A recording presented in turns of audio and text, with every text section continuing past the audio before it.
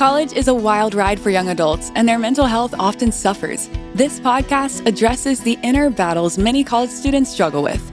You're listening to Normalize It Forward, where we have raw, unfiltered conversations about young people's biggest mental health problems, how to handle them, and how to achieve a more resilient mind. Time to get rid of those heavy burdens and focus more on self-love and care. Here is your host, Mark Lehman.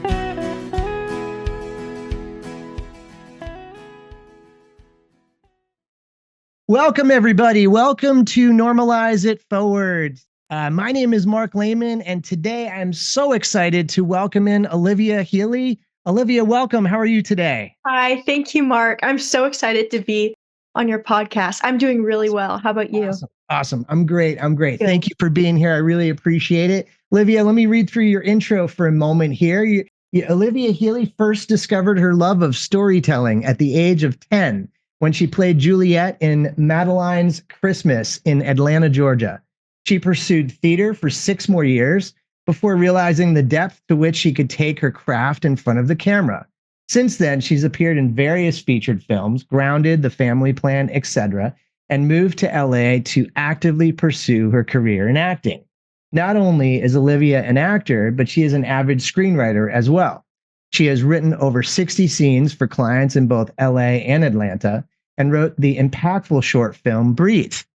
Breathe screened June 2023 and received praise from multiple recognized mental health organizations. Olivia has worked with the highly regarded Berman Center to screen Breathe and inspire their patients to express their anxiety feelings through art. She looks forward to continuing her journey, bringing Breathe to more organizations in the hopes of reaching a broader audience. Welcome, Olivia. Yes, sir. Thank you. Absolutely. That's awesome. By the way, I viewed it myself and awesome, amazing, tremendous. Breathe was tremendous. So those of you that haven't looked up Olivia and haven't looked up Breathe, please do.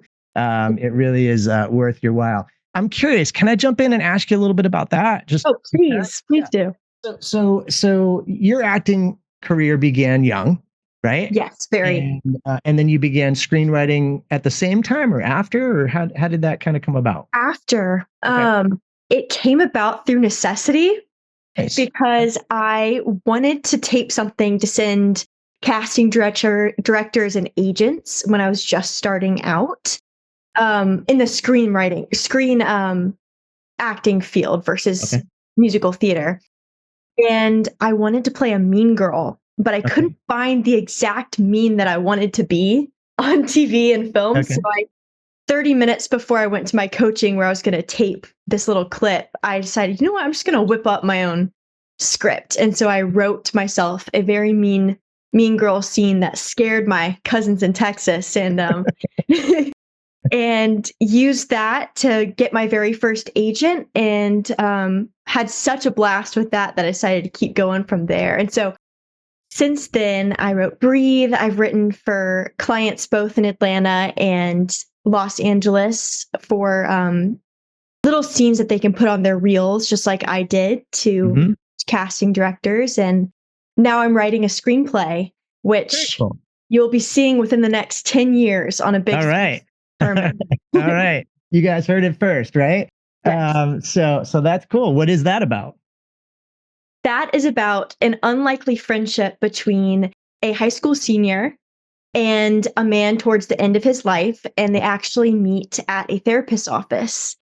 And I'm exploring the way two people at such opposite ends of life living different lessons can learn from each other. And then from there, infect each other's lives and impact the people in each of their lives as well. I love it. Love the concept. That sounds great. So speaking of, I'm guessing you were recently in high school yourself. And I would love to ask you a little bit about that, because I feel like, as I mentioned to you before, I work with young adults all day long. And the premise really of Normalize It Forward is to bring the conversation of mental health and wellness to the masses and really get people talking more about it, and to really normalize that conversation so that, people aren't afraid to talk about topics. And I guess I just wanted to ask, like your journey through high school. When you think about mental health and wellness sort of around you with your peers and kind of, you know, the aspects of mental health and wellness and how it sort of played out, around you in your world in high school. I guess I'm just wondering, can you tell us a bit about that? Absolutely. First, I'd like to just say that at the time when I was in high school experiencing mental health for the first time that I was conscious of it, I felt very alone. But now, upon reflection, I think about peers that I had that probably were going through the same thing. And so I'm very glad that you have this podcast because a lot of people will probably open up more, and hopefully grades of peers will open up more to each other, and hopefully students going through what I went through won't feel as alone. Appreciate you saying that. Thank you. Absolutely. I think it's so important. I became conscious of mental health really young in fifth grade through secondhand through one of my best friend's experiences, which I'm not going to dive into just out of her privacy. Sure. Never thought that it would affect me because she was going through depression and some suicidal tendencies. But towards the end of middle school and especially freshman year of high school, that's when anxiety really started to get me. And I will never forget the first memory that I have of having a panic attack. I'm sure a lot of people listening to this might be able to relate, but it all started because I didn't know who I was going to sit next to on a bus on a field trip. Oh, yeah. And that, for a high school teenager, is a nightmare. And so I remember just sitting there, having just very cyclical thoughts about that. And all of a sudden my heart started racing and I felt like I was going to die and I didn't know what to do. And I was texting my mom about it and she didn't know what to do either. And so we both had me Googling up lavender fields, just soothing images, trying to do whatever we could. Yeah. But from there, I realized that I had that scenario more often than I thought I did, and realized that I had something a little bit deeper that I needed to look into and take care of.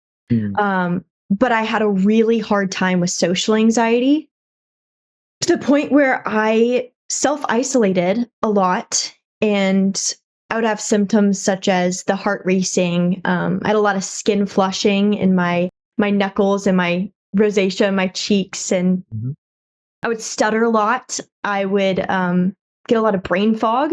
And so I would try to talk to somebody that I was a little bit intimidated by and just not know what to say at all. And then, of course, you go home and you're so hard on yourself. And it wasn't until I did go to traditional and art therapy. And it wasn't until I separated after COVID and did some online school where I really just had a lot of time to get to know myself that I really understood my triggers and started to see that it didn't really matter who you sat next to on the bus, and you just grew up a little bit. Absolutely. Good for you. Good for you. So I have so many questions. My goodness. I appreciate you taking us through that. Probably my biggest takeaway from what you just said is, wow, so many people I've worked with have gone through something very similar. And, even the buzz phrase, social anxiety. I just feel like whether it's COVID or whether it's just growing up in this day and age with phones and everything else, social anxiety has become pervasive. It's everywhere. And so many kids struggle. I was really glad to hear you say you reached out to your mom. So many kids struggle alone, and they don't reach out to a parent, right? But I was thrilled to hear you say that you had that individual as a support for you. But yeah, that's an interesting, social anxiety is an interesting thing. And I think that, there's a development that happens from like freshman year through senior year in high school of like how you're supposed to be. You're saying that, right? Identity. Yeah. Right. And, your peers have a large impact on that, and you really want your peers to like you. And at the same time, you're trying to learn about yourself. It's definitely a very hard time, and I empathize with anybody going through that right now. Yeah, it is. Tell me more about that, though. I like what you said. Your peers have an impact on that. What do you mean by that? They do. I feel like as a teenager, as a kid, we learn a lot through observational learning Mm-hmm. and mirroring. And I feel like a lot of times we don't see our full identity at home, if that makes sense. That's a Yes. part of who we are. And then we go out into the world and we want to find those other things that we connect with. And a lot of times we see that in our peers. And so if you like something that your peers do, and if you see somebody that you really want to be friends with, you reach out to them or you mirror them. And for somebody with social anxiety, if you reach out to this person and it doesn't exactly go the way you want to go, it doesn't turn into, oh, shoot, we're just not going to be friends. Instead, it turns into the, what's wrong with me? I did something wrong. They don't like me. And that's, of course, not correct, but that is the physical response that you have. Mhm. So now, as I'm much older, I'm able to take a step away. And I actually was explaining this to my mom the other day in terms of acting, in acting terms. When we go on set, we have takes, right? Mhm. So we'll Yeah. shoot one take of one scene, and if it goes really poorly, it's okay because you have a whole other take. Mm-hmm.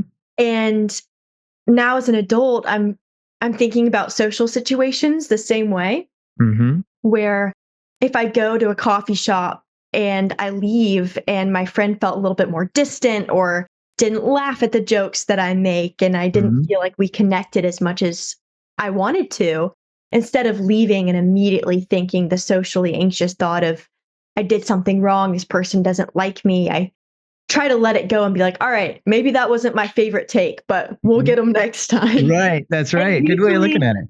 yeah, and usually it does happen to where you never know what's going on in somebody else's life, and it's usually never about you.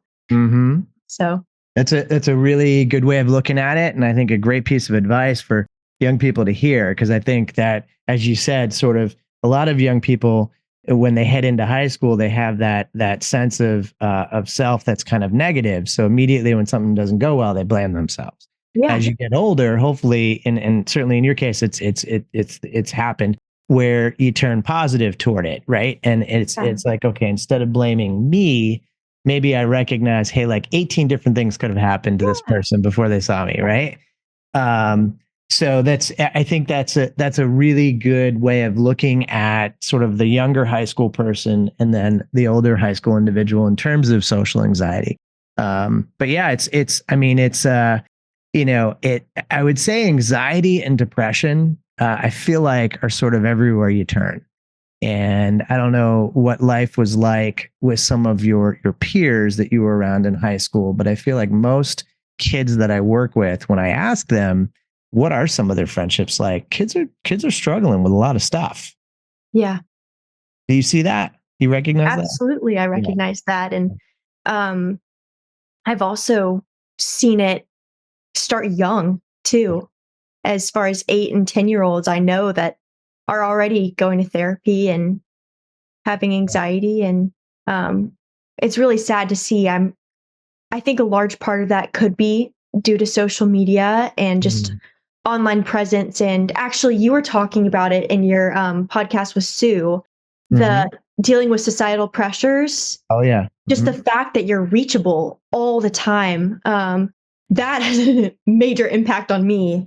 Yeah. And to see that start out so young, especially with school and friends, my heart breaks for kids nowadays, and it makes me grateful for the time I did have before phones really became this large entity, you know? A great point. It's a great point. I was thinking about that last week. I was talking about it with a patient of mine, and we were reminiscing. They're about my age. We were reminiscing about, playing on the playground when we were in elementary school, going out to recess, and how much fun that was, and how I bet you if we drove by an elementary school, we'd see kids playing with their phones. I don't know if kids are allowed to use them on recess or not, but, that's kind of sad. That kids have their heads down and they're typing away.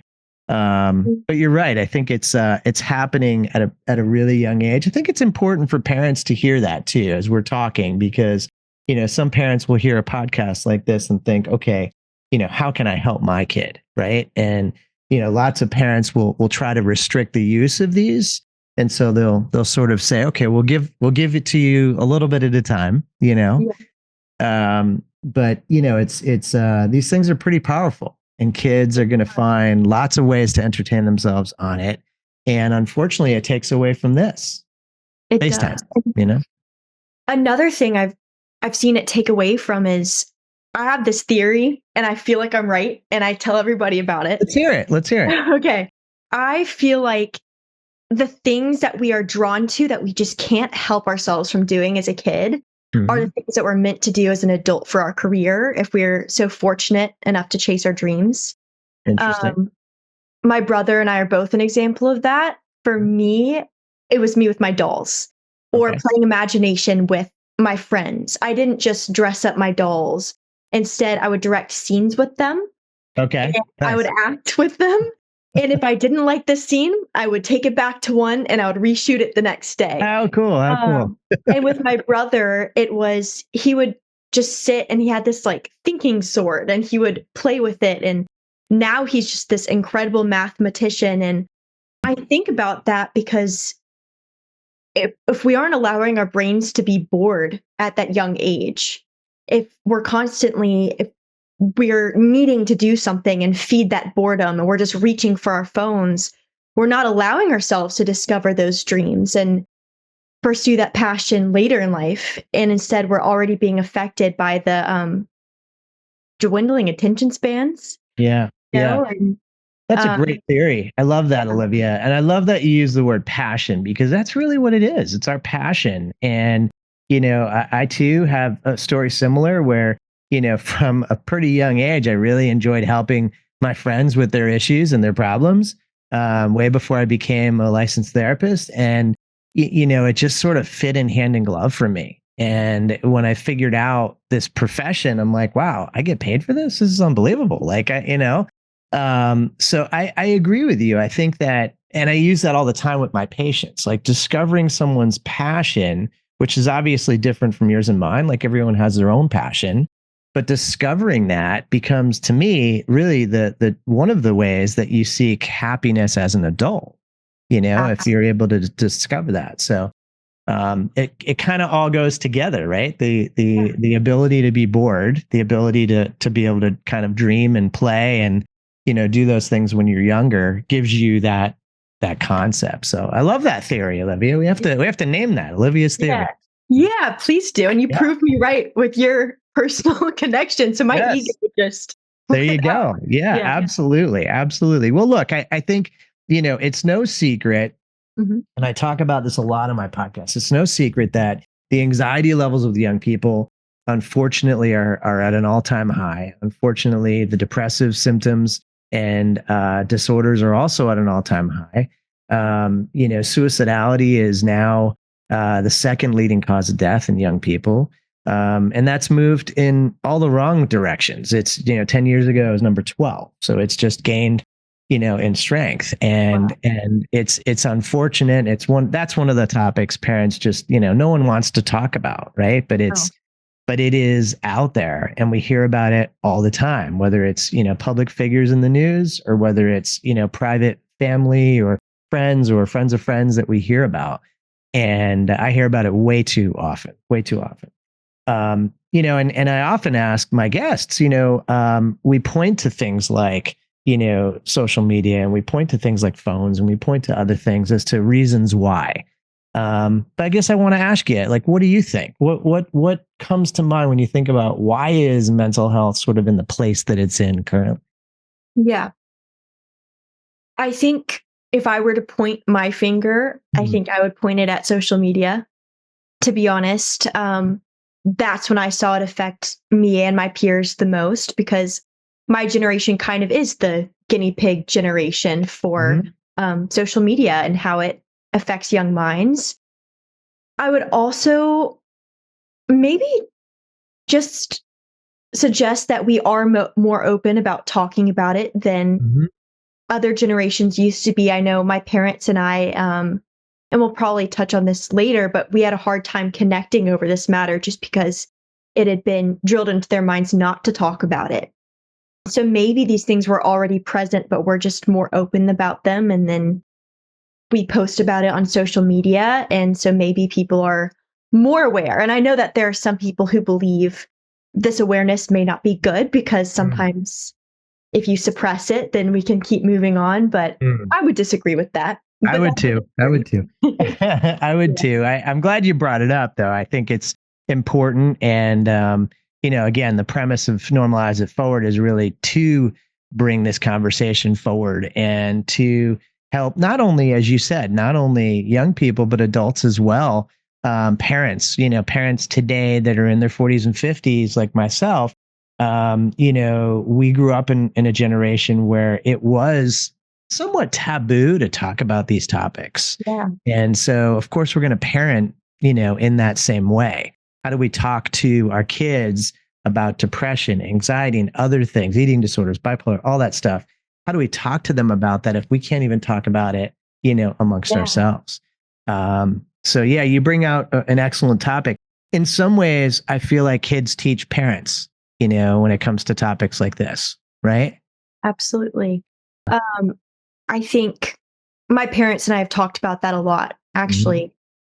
And just to plug my short film, that is who I created it for originally, was not just patients of anxiety that are going through the same thing as me, but especially for their support systems, because my mom and my dad, they're two of my best friends in the entire world. And I saw how much they were struggling just with the fact that they couldn't understand. And I saw how much it rocked their world. Yeah. And I felt like the only way words could help was just by using adjectives, which never quite got to how I was really feeling. And just to tell you the origin story of my film. Yeah, please.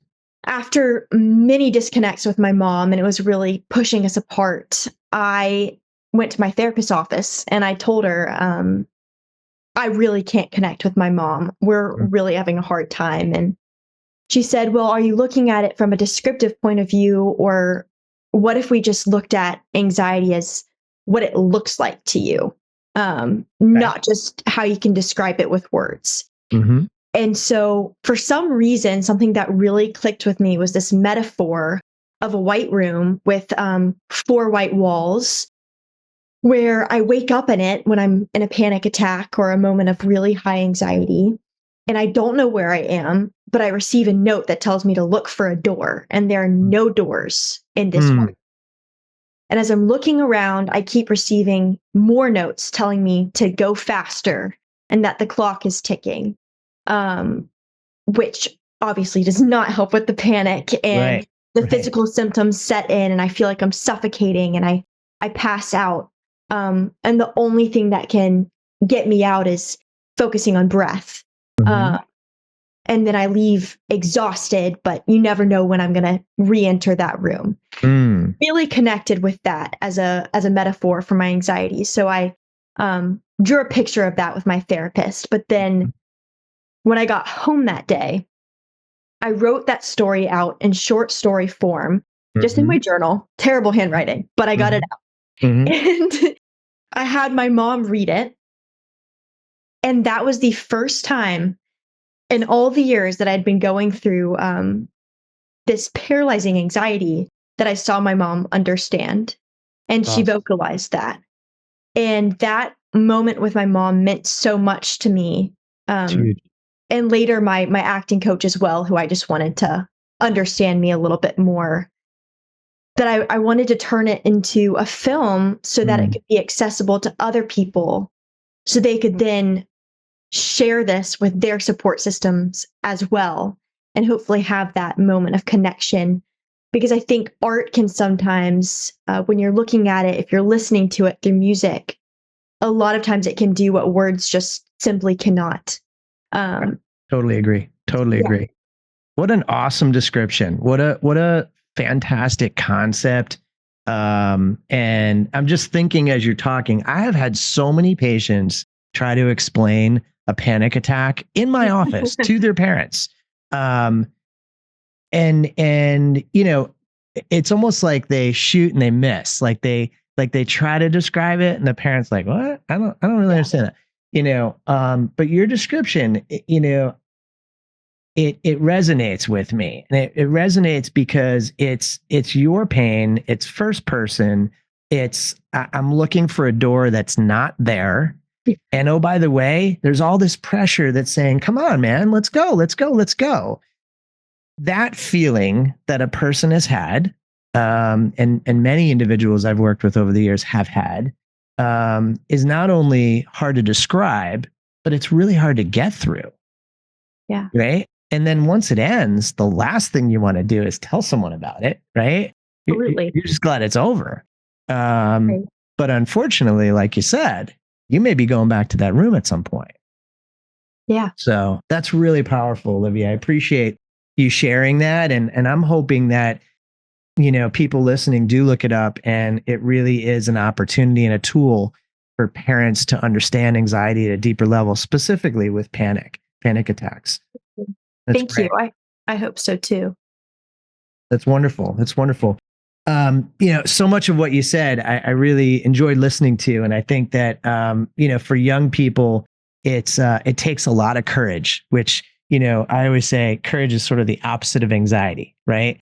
It takes a lot of courage to be able to talk about some of these things in a way that you're helping other people understand you, and therefore putting people in your corner to be able to support you and assist you in the future. So I appreciate all of that. I think it's admirable that you've gotten to that level with not only your therapy and but also your parents.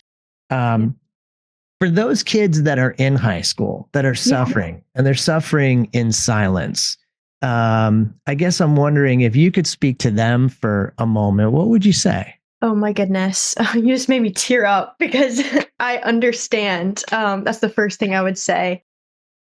Those memories still affect me, but they also make me proud of who I am. I would say to them, you're perfect the way you are with that struggle. You don't have to end that struggle. I remember when I was that age, whenever anybody asked me what my biggest wish was, it would be, I just hope I never have anxiety again. That's not true. I still wake up in that room sometimes. I have anxiety on the reg, but I am out in California living my dream, pursuing one of the scariest careers, and I don't let that anxiety stop me. And these people, your anxiety is going to be there with you, and that's okay. There's nothing wrong with you. Whatever your dream is, whether it's academic, athletic, artistic, inspirational, you can do it. And that anxiety is not going to stop you. You're already so strong, but the battle that you fight to understand yourself is so special, and it's only going to make you stronger in adulthood. So great message. Yeah. Great message. And it's, it's really, you're describing managing it rather than it managing you, and I love that message. And it's a message of positivity. It's a message of understanding. I know people listening will resonate with those words. I appreciate that. Definitely.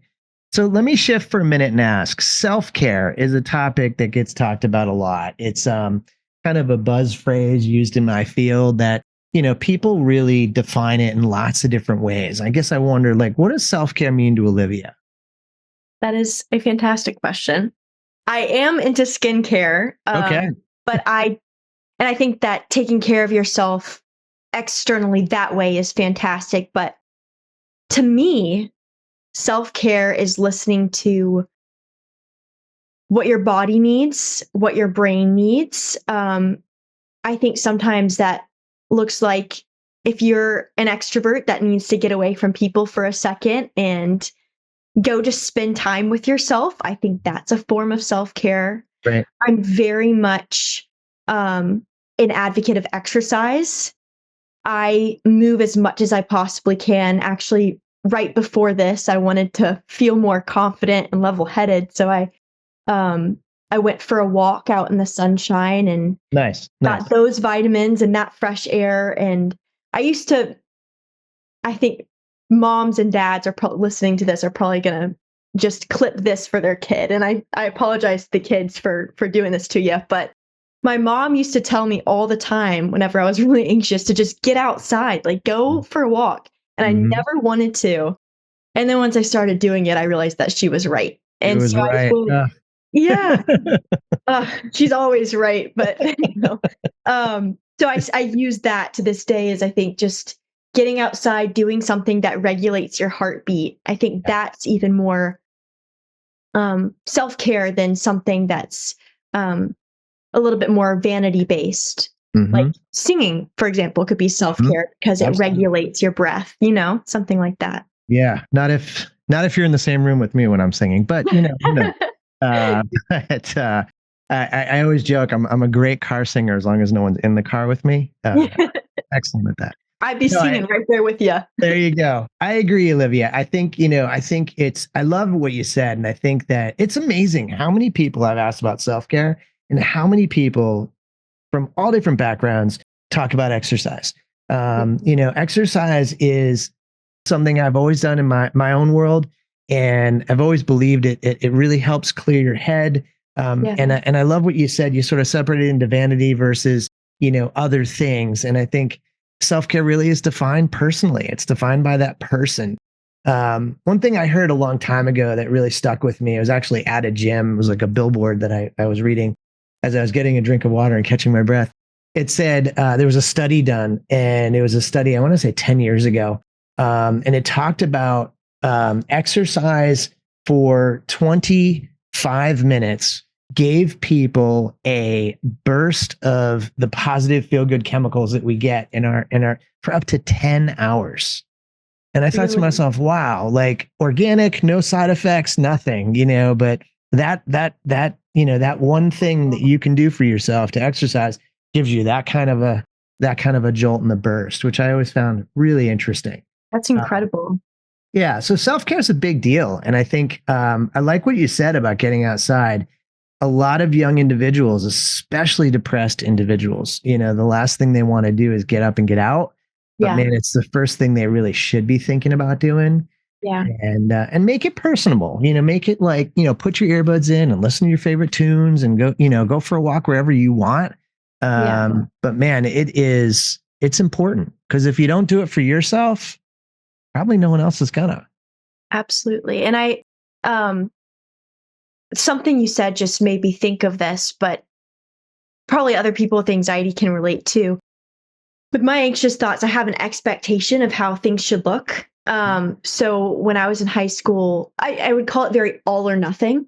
I've really focused on, taking care of this. And so I'm a little bit different now. But before I did, I was very focused on, like, if I did a workout, it would have to be an hour and a half, or it would have to be this huge, massive thing. If I went for a walk, it'd have to be a certain amount of miles. But honestly, if you just feel like you need to get outside, but you can't get up out of bed, if you go out and you just scowl at the sun and you're mad about it for 5 minutes, that could work too. It doesn't have to be I love a perfect thing, Yeah. I love it.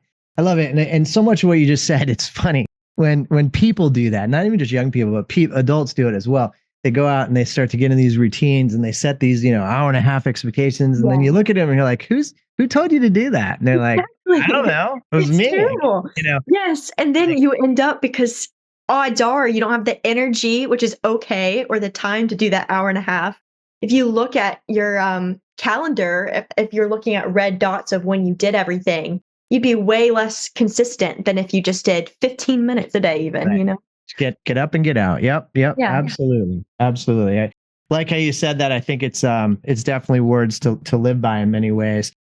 So Olivia, number one, I appreciate you taking the time and energy today out of your schedule. I know you're busy, but to talk to me and my listeners, I think, you offer an awesome point of view.